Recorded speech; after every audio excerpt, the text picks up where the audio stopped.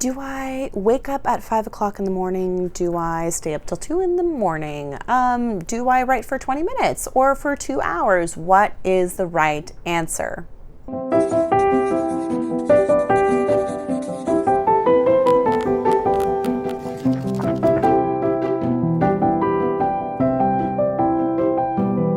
Hey everyone, welcome to Pen to Paper. I'm Leah Lindeman, author of the Canadian Reminiscence series, and today we're going to talk about how do you put together a writing routine that works well for you.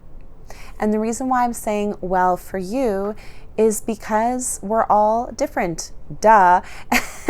All of us might need a little few tweaks that just fit our needs perfectly and our schedules and how our bodies function. So in finding your perfect writing routine, you're going to have fun playing around with it.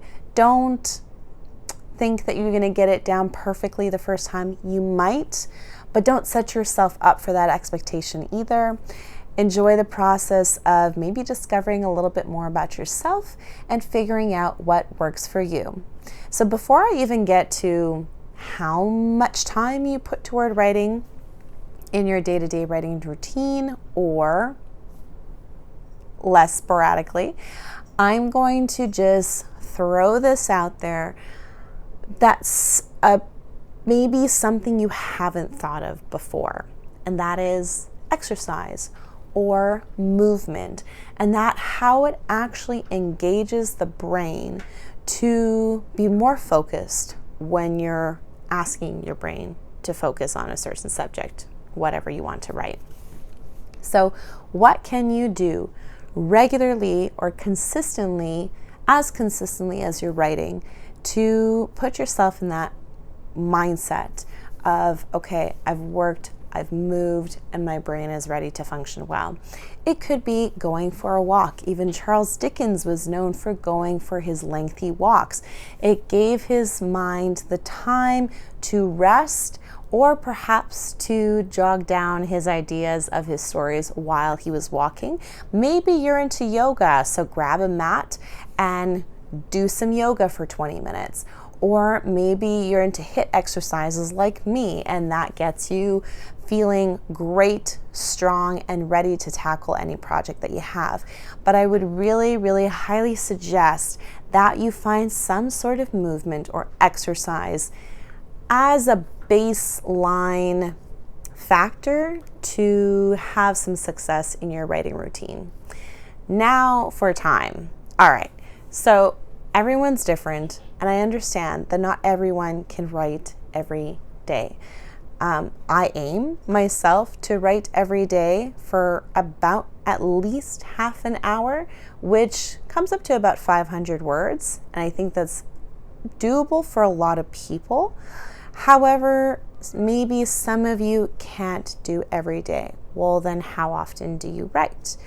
Well, did you know that your body actually remembers the last 72 hours of what you've done to it, what you've eaten, how you've slept, and what kind of habits you put into place in your life?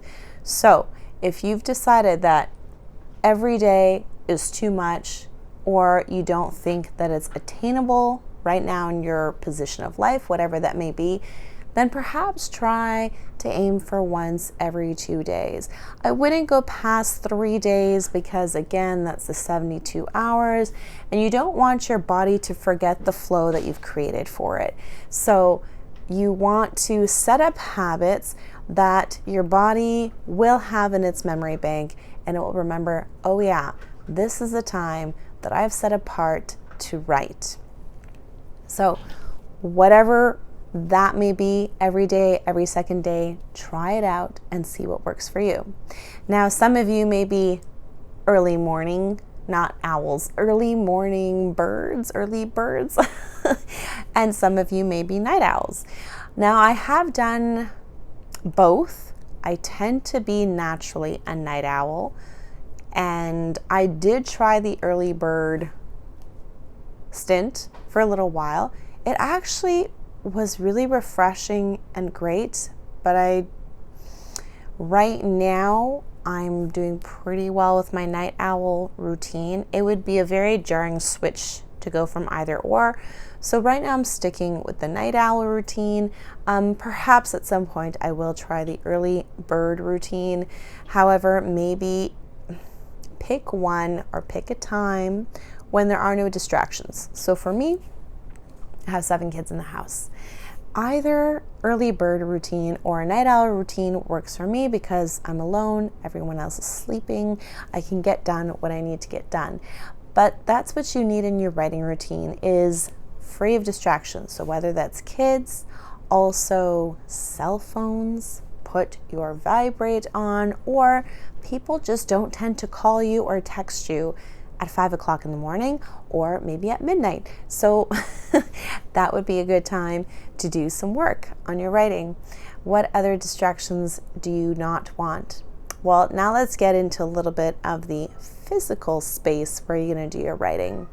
You don't want to be doing your writing at a messy location.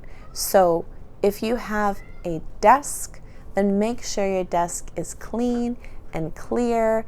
That way you can sit down and get to work right away feeling refreshed, and you have the space for your tools, whatever you need to actually get the writing done. But if your space is cluttered when it shouldn't be, then instead of doing your writing, you're going to be spending extra time cleaning up, and then that cleanup may lead to another cleanup, and then by that point your writing hasn't even happened. Instead, you've been swept away by the distraction of cleanup.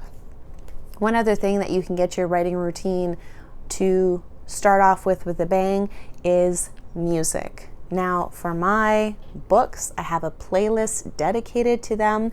So especially when I'm in the first draft writing phase, that is when I enjoy doing a little bit of discovery with my music. So I don't mind trying out different playlists, kind of finding the themes for the songs that I want.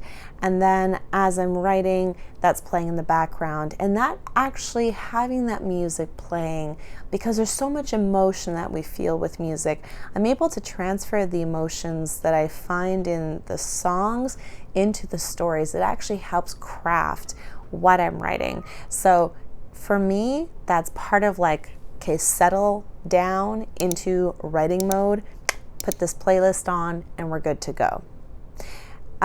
Next, I think last point I have. So, okay, let's go over what we've gone so far, because I'm going to see if I can remember this. So we've gone over get some movement into your body, right? Oh yes, now I know. Remember what it is. Get some movement into your body. Figure out early bird or night owl.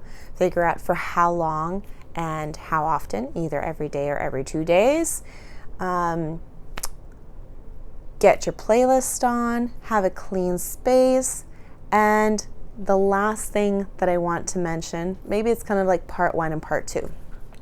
If you are feeling the flow, if you are feeling like you're in it and you don't want to stop, and you don't have to stop, then don't stop. Like, you've caught fire with what your idea is and your concept, and you just want to write, or edit, whatever you need to do, and just go for it.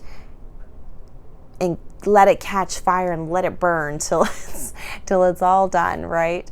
However, I will say on the flip side, it's good to take little breaks. Usually what I do is I write for about 50-55 minutes and then take a small 5-minute break to grab some water. Again, some movement to just help my body be out of stasis. And if I have time, then I might jump in back into write, but usually that's just the amount of time I have to get my writing done. But again, it might be different for you. Maybe you're actually able to write all day long.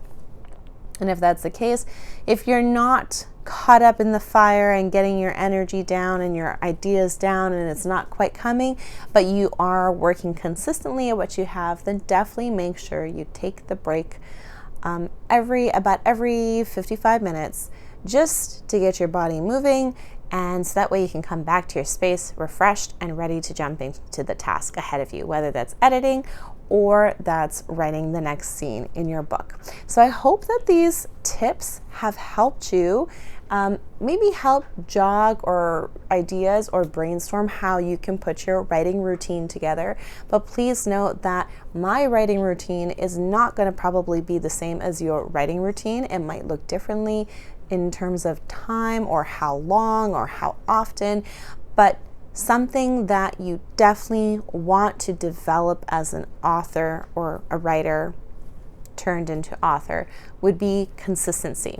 Why am I saying this? Because consistency is key to your writing actually happening. If there's no consistency, then there's no discipline, and perhaps that would be a lack of motivation somewhere, but having that consistency makes sure that you're actually taking actionable steps toward the goal that you've set for yourself, which, it's February or almost February, and many of us, our goals have kind of tanked down and we haven't been keeping them as well. So let this be a reminder to you and an encouragement to you that you can go through with your goals, but be consistent. Yes, is it a muscle you need to develop? Of course. Are you going to do this perfectly at first?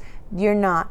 But make sure that your motivation is strong behind this and you will succeed. So please comment down below and let me know what is one writing routine tip that I've described that you think could help you, and maybe brainstorm a little bit in the comments, see what you think might work for you.